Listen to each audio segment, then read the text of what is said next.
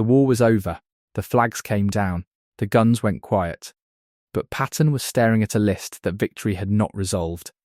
American soldiers were missing.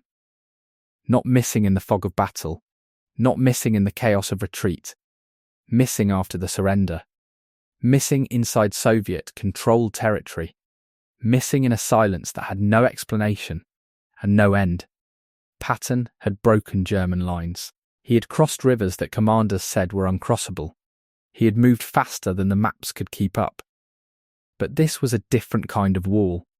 One built not from concrete or wire, but from diplomatic caution, political calculation, and the deliberate refusal to answer a simple question.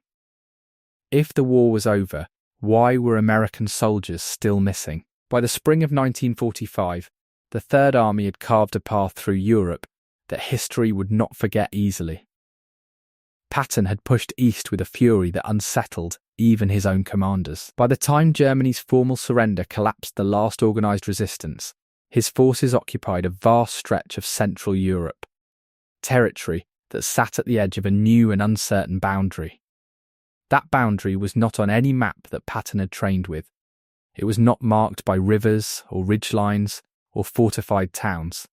It was drawn by politics, by agreements made at Yalta, by conversations between heads of state that placed entire regions, entire populations, and entire categories of human beings inside the Soviet sphere, without the full consent or understanding of the men who would have to live with the consequences.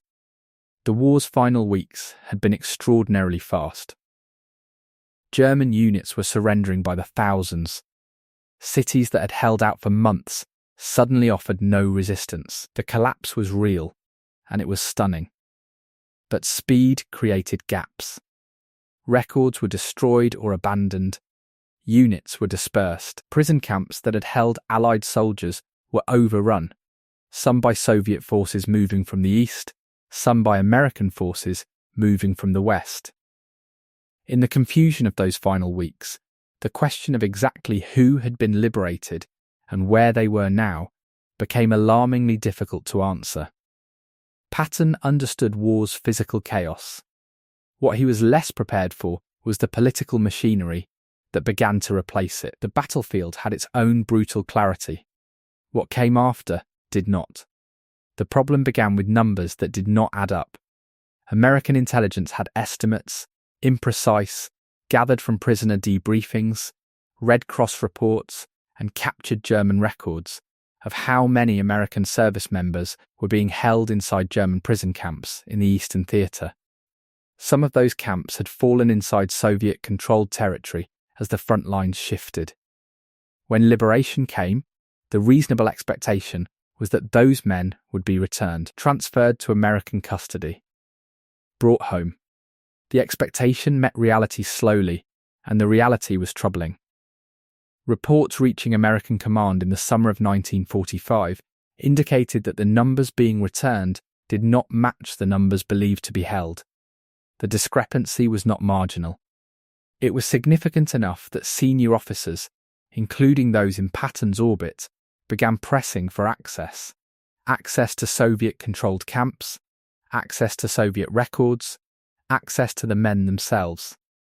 The Soviet response was not a flat refusal delivered in confrontational terms. It was something more difficult to navigate. It was delay. It was redirection. It was assurances that matters were being handled, paired with a consistent pattern of restricted access that made verification impossible. American liaison officers assigned to coordinate repatriation found themselves facing bureaucratic walls that had no visible top. Requests were acknowledged, but not answered. Access was promised, but not granted. The men who were supposed to be coming home were, in the accounts of those tracking the issue, somewhere behind a line that the Soviets controlled and American officers could not cross without permission that was never given on time. That was when the problem became something more than administrative. It became a silence with a shape, and silence, Patton understood, was never accidental when powerful men controlled the information. Patton's instincts were not diplomatic, they were military.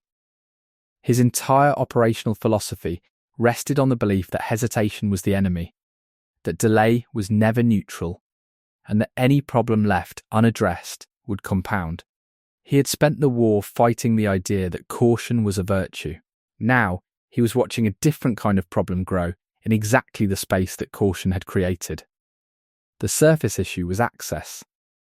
American officers wanted to visit Soviet-controlled camps. They wanted to confirm who was present, who had been transferred, and who remained unaccounted for. The Soviets had agreed in principle to facilitate repatriation through frameworks established at the command level. In practice, the framework was moving at a pace that felt less like bureaucratic inefficiency and more like deliberate management. Patton's known temperament made the situation combustible in ways that his superiors were acutely aware of. He was not a man who accepted the answer "we are working on it" with patience. He was not a man who read diplomatic hedging as good faith process. He saw, in the pattern of Soviet behaviour, something familiar, not from diplomacy, but from battle. He recognised the tactics of an opponent who was controlling ground while pretending to discuss terms. But the layer beneath the access problem was more serious.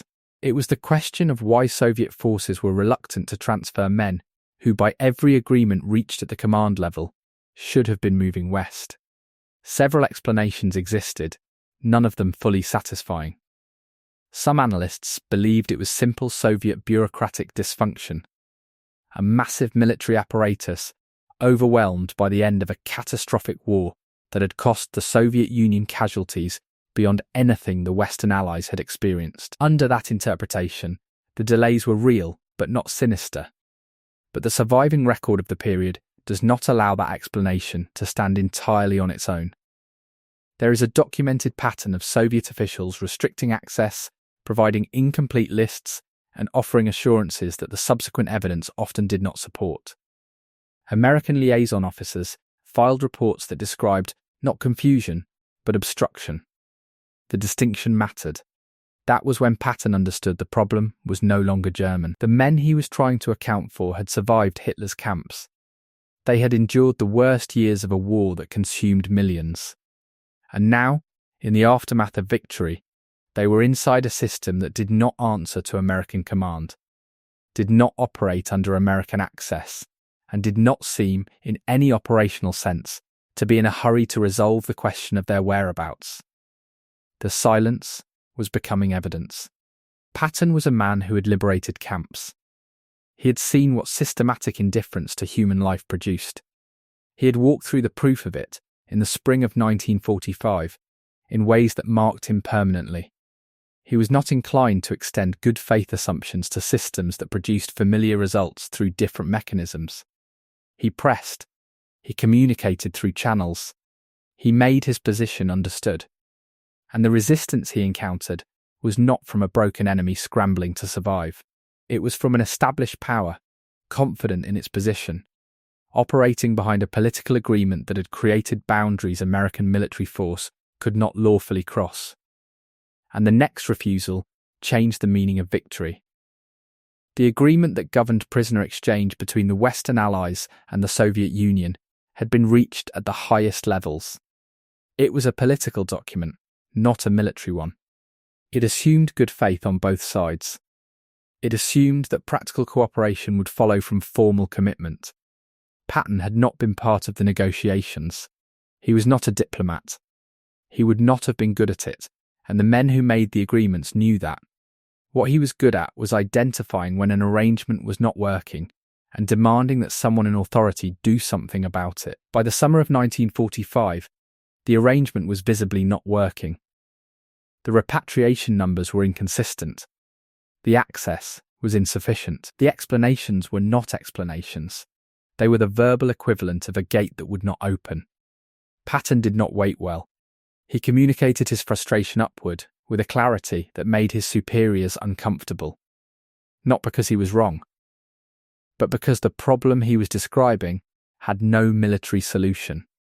The men who could authorize action, Eisenhower at the top of American command, the political figures above him, the diplomatic structures that connected Washington to Moscow, were operating inside a framework where the relationship with the Soviet Union was considered a long-term strategic investment. The war had just ended. The wounds of collaboration, imperfect as that collaboration had been, were still visible. No one at that level wanted to begin what would later be understood as the Cold War over a prisoner repatriation dispute, even a serious one. Patton's position was understood, but it was not acted upon in the way he wanted. The answer, when it came, was no. Not a dramatic refusal, not a confrontation that history recorded in detail, just the slow, accumulated weight of institutional inaction that told a man used to movement that he would not be moving in this direction. The men were still missing. The war had ended on paper, not for them. What made the moment particularly sharp was not just the political frustration. It was what Patton recognised beneath it. He had spent years fighting an enemy defined by its contempt for the individual life.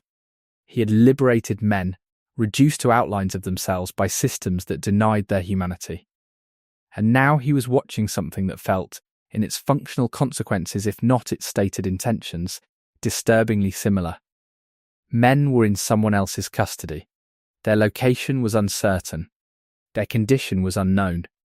And the authority that could demand answers was choosing not to, because the politics of the moment made the question inconvenient. That was the turning point.